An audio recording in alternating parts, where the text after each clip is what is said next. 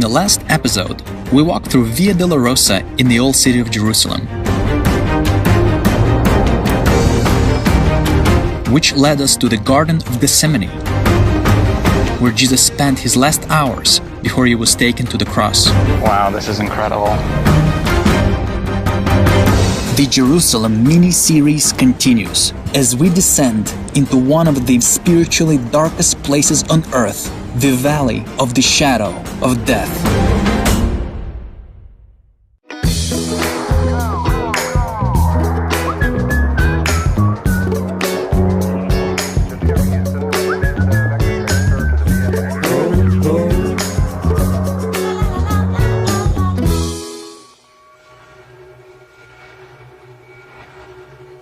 Jerusalem rests on the edge of two valleys, the Hinnom and the Kidron. Both of these valleys do not have a pleasant history. The Hinnom Valley is where some of the kings of Judah sacrificed their children by fire to Moloch, who is believed by some scholars to be Satan. The Kidron Valley is where King Jehoshaphat overthrew the enemies of Israel and where the Levites would throw away the unclean and defiled items. The Kidron Valley is located on the east side of Jerusalem.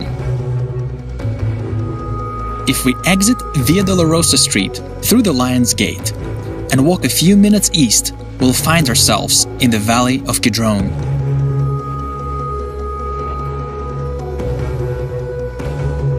Today, the valley is a mix of ancient and modern graveyard.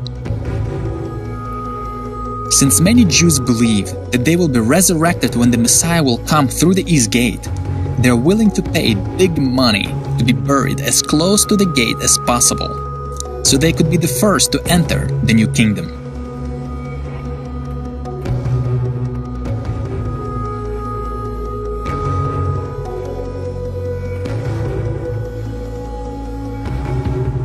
Look at the name, Bezalel.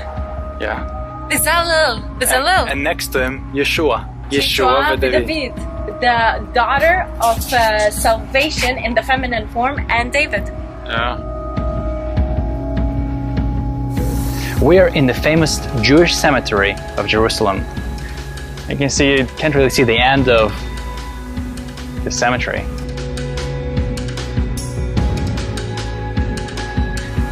It is really expensive to be buried here. Some graves right by the east gate of the old city of Jerusalem can cost up to $1 million. So if you want to be buried here, you better start saving. I hope you saved up enough. What? Oh no, I'm Gentile, I can't be here. No. As we descended lower into the Valley of the Shadow of Death, we find the monument which Absalom built for himself.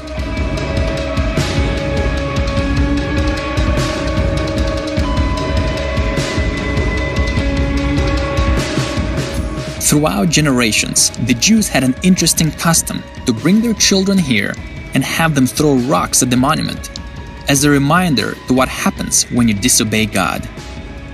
So you've read about Absalom, the son of David. This is a monument he built for himself. Right here, he built this. Amazing. According to the Bible, Absalom was not buried inside of this monument. Instead, he was buried in a shameful way. Joab threw him into a pit and piled a heap of rocks on top of him.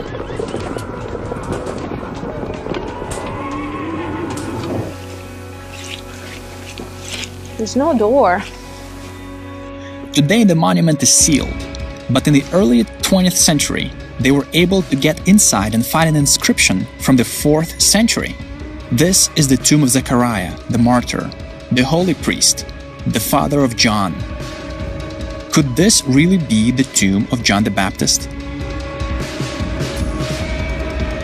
Right next to Absalom monument is what believed to be the tomb of prophet Zechariah. However, the archaeologists could not yet find the actual tomb, as they have evidence to believe that this is a monolith, completely carved out of the solid rock and does not contain a burial chamber.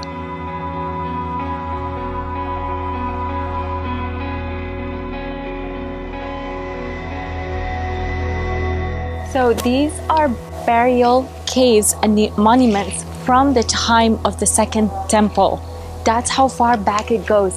And there are stairs up there, and then there's a terrace where we can see and look over. And I want to go up there. Do you want to?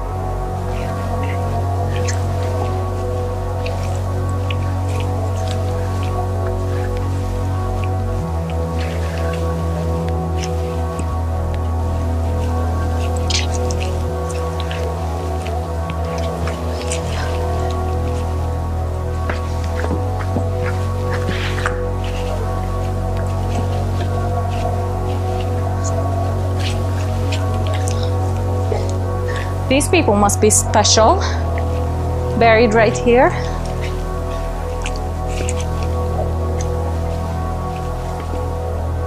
Started.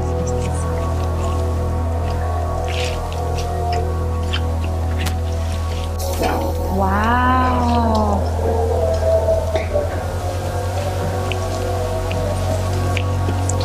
Oh, we can go up.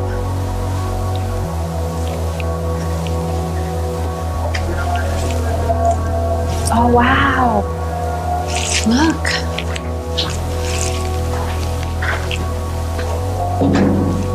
You see the niche? That's where the bones would be laid. The niches. Wow. This is amazing. Unbelievable. These are the burial caves from the Second Temple times. Amazing. So this is the Kidron Valley. And right in the bottom of there, in that hill, it is still uninhabited. Like the only place in entire Jerusalem that is still nothing there. You can see right there. And that's the place where they would sacrifice children to Baal and Molech. And that's where all the abominations would be, right there. And there's this picture also in the Bible saying that it's like going to be burning, and the children of Israel are going to look at it and say, this is the hell.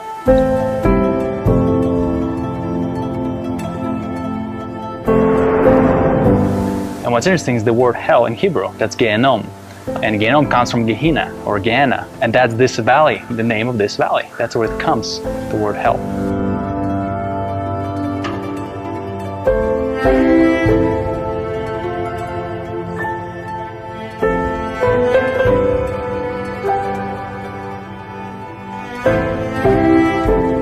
So when David speaks about the valley of death, that's what he's thinking about, right here.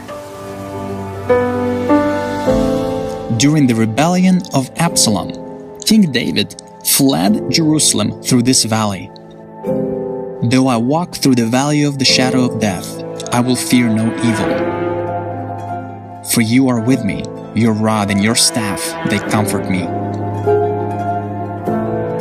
Because this valley is located on the east side of Jerusalem, it is covered in shadow most of the day. The overlooking monument of the wicked King Absalom reminds the fate of those who rebel against God.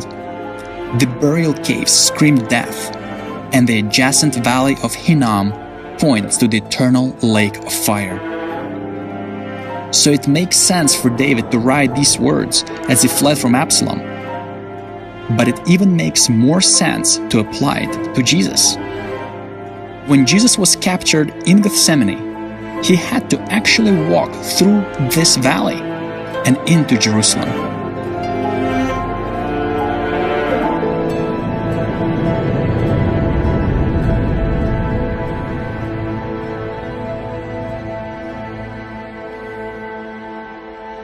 Now there's a difference between being buried in a cave and simply buried under the ground. The people who were buried in a cave were known to be wealthy, of high status. That's why those are called the king's burial caves, because those are people who are known, who are wealthy, of high status. So they are buried in caves like that. Also Joseph of Arimathea, like the prophecy about Jesus. He was crucified with the wicked but buried with the rich, because Joseph was a rich man and he had a cave, a stone cave that are carved in the rock. So, which grave did you buy here? In these episodes, we have our dear friends join us from America. See a little shiny one down there? It's a very nice Next spot. to the red one. That's a good spot. Yeah. I like the view of the sunrise. Ben and Aaron. Hey. I'm Ben. This is Aaron. This is Rhoda. And I'm Wakif Abu Wahid Al Salam. How much was it? Like $800,000? No, I got on 15% off. So That's a good deal. $725. It must have been like on Rosh Hashanah or something. He's not with us. We just came. We hired him as our tourist guide. Yeah. Join us next time as we take a closer look at the place which archaeologists believe to be the burial place of Jesus Christ.